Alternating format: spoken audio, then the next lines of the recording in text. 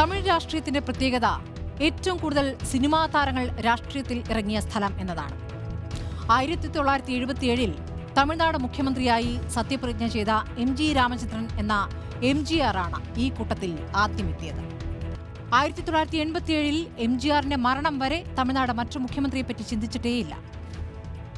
തമിഴ്നാട്ടിൽ ജയലളിത എന്ന താരസുന്ദരി രാഷ്ട്രീയത്തിലിറങ്ങിയതോടെ അവിടെ മറ്റൊരു ചരിത്രമാണ് പിറന്നത്. MGRന്റെ ശിക്ഷണത്തിൽ വെള്ളിത്തെരയിൽ നിന്നും രാഷ്ട്രീയത്തിലെത്തിയ ജയലളിത ഏറെക്കാലം മുഖ്യമന്ത്രിയായി. 1988 തമിഴക മുന്നേറ്റ മുന്നണി രൂപീകരിച്ചാണ് ശിവാജി ഗണേശൻ രാഷ്ട്രീയത്തിലേക്ക് പ്രവേശിക്കുന്നത്. എന്നാൽ തിരഞ്ഞെടുപ്പിൽ തിരുവായൂർ മണ്ഡലത്തിൽ DMK സ്ഥാനാർത്ഥിയോട് അദ്ദേഹം തോൽക്കുകയാണ് ഉണ്ടായത്. അതോടെ ശിവാജിയുടെ രാഷ്ട്രീയ ജീവിതം അവിടെ അവസാനിച്ചു. 1989 ഫെബ്രുവരിയിൽ ഭാഗ്യരാജ് ആരംഭിച്ച രാഷ്ട്രീയ പാർട്ടിയായിരുന്നു MGR മക്കൾ മുന്നേറ്റ കഴകം. എന്നാൽ തുടക്കത്തിൽ തന്നെ അത് പരാജയപ്പെടുന്നതാണ് കണ്ടത്.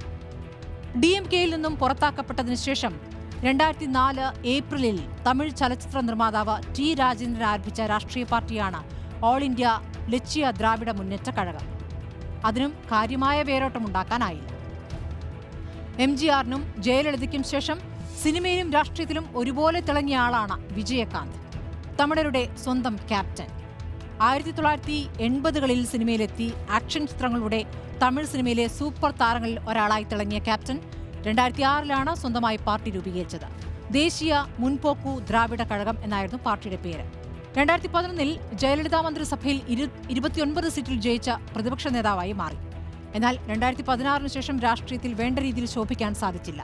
വിജയകാന്തിന്റെ മരണശേഷമുള്ള തെരഞ്ഞെടുപ്പാണ് ഇത്. 1990കളിൽ സിനിമയിൽ ശ്രദ്ധേയനായ നടനാണ് ശരത് കുമാർ. 1996 DMKയിൽ ചേർന്ന് ഇലക്ഷൻ നിൽക്കുകയും ചെയ്തു. എന്നാൽ ആ തിരഞ്ഞെടുപ്പിൽ വിജയിക്കാനായില്ല. 2001 രാജ്യസഭാ മെമ്പറാവുകയും 2007 DMK വിട്ട് ഓൾ ഇന്ത്യ സമത്വ മക്കൾ കക്ഷി എന്ന പേരിൽ പാർട്ടി രൂപീകരിച്ച് AIDMK മുന്നണിയിൽ ചേരുകയും ചെയ്തു. 2011 2016 ഇലക്ഷനിൽ ജയിച്ച് MLA ആവുകയും ചെയ്തു. 2006 തമിഴ്നാട് നിയമസഭാ തെരഞ്ഞെടുപ്പിന് മുന്നോടിയായാണ് കാർത്തിക് രാഷ്ട്രീയത്തിൽ പ്രവേശിച്ചത്. ഓൾ ഇന്ത്യ ഫോർവേഡ് ബ്ലോക്കിൽ ചേർന്ന അദ്ദേഹം പാർട്ടിയുടെ തമിഴ്നാട് സംസ്ഥാന ഘടകത്തിന്റെ സെക്രട്ടറിയായി നിയമിതനായി.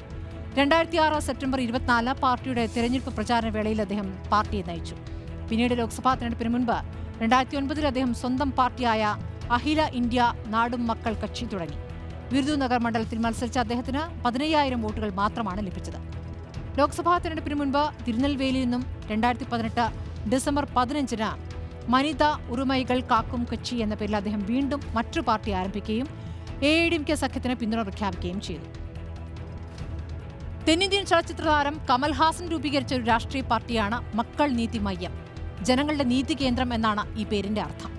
2018 ഫെബ്രുവരി 21 മധുരയിൽ വെച്ച് കമൽഹാസൻ തന്നെയാണ് പാർട്ടിയുടെ രൂപീകരണം പ്രഖ്യാപിച്ചത്.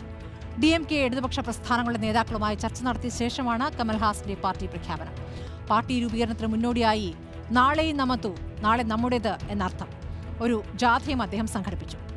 2018 ഫെബ്രുവരിയിൽ 21 മുൻ ഇന്ത്യൻ രാഷ്ട്രപതി APJ അബ്ദുൽ കലാമിന്റെ രാമേശ്വരത്തുള്ള വീട്ടിൽ നിന്ന് ആരംഭിച്ച ജാഥ രാമനാഥപുരം, പരമക്കുടി, മാനാമധുര എന്നീ സ്ഥലങ്ങളിലൂടെ സഞ്ചരിച്ച് മധുരയിലെ ഒത്തക്കട മൈതാനത്ത് അവസാനിക്കുകയും അവിടെ വെച്ച് മക്കൾ നീതിമയം പാർട്ടി രൂപീകരിക്കുകയാണ് കമൽഹാസൻ ചെയ്തത്. സൂപ്പർ സ്റ്റാർ രജനീകാന്തിന്റെ രാഷ്ട്രീയ പ്രവേശം ഇടയ്ക്ക് ചർച്ചാ വിഷയമായിരുന്നെങ്കിലും ഇപ്പോൾ സിനിമയിൽ മാത്രമാണ് താരം ശ്രദ്ധ കേന്ദ്രീകരിക്കുന്നത്. ഇപ്പോൾ ഏതായാലും ഇളയ ദളപതി വിജയുടെ വരവിലാണ് ആകാംക്ഷ മുഴുവനുള്ളത്. തമിഴക വെട്രി കഴകം എന്ന പേരിൽ ലോക്സഭാ തെരഞ്ഞെടുപ്പിന് തൊട്ടു മുൻപാണ് വിജയ് പാർട്ടി പ്രഖ്യാപിച്ചത്. ആരാധക കൂട്ടായ്മയുടെ നേതൃത്വത്തിൽ നേരത്തെ തന്നെ വിജയ് താഴെത്തട്ടിൽ പ്രവർത്തനം ശക്തമാക്കിയിരുന്നു. ലോക്സഭാ തെരഞ്ഞെടുപ്പിൽ മത്സരരംഗത്തില്ല എങ്കിലും സജീവമാണ് അദ്ദേഹത്തിന്റെ പാർട്ടി. അടുത്ത നിയമസഭാ തെരഞ്ഞെടുപ്പിൽ വിജയ് മത്സരരംഗത്തുണ്ടാകുമോ എന്നതാണ് ഇനി അറിയേണ്ടത്. വിജയ് സിനിമകൾക്ക് കിട്ടുന്ന സ്വീകാര്യത അദ്ദേഹം രാഷ്ട്രീയത്തിലിറങ്ങുമ്പോൾ ഉണ്ടാകുമോ എന്നും അറിയണം. ഏതായാലും ദ്രാവിഡ പാർട്ടികൾക്ക് കിട്ടാത്ത 20 മുതൽ 30% വോട്ടുകൾ പിടിക്കാൻ ലക്ഷ്യമിട്ടാണ് ഈ ചെറു പാർട്ടികൾ ഇറങ്ങുന്നത്.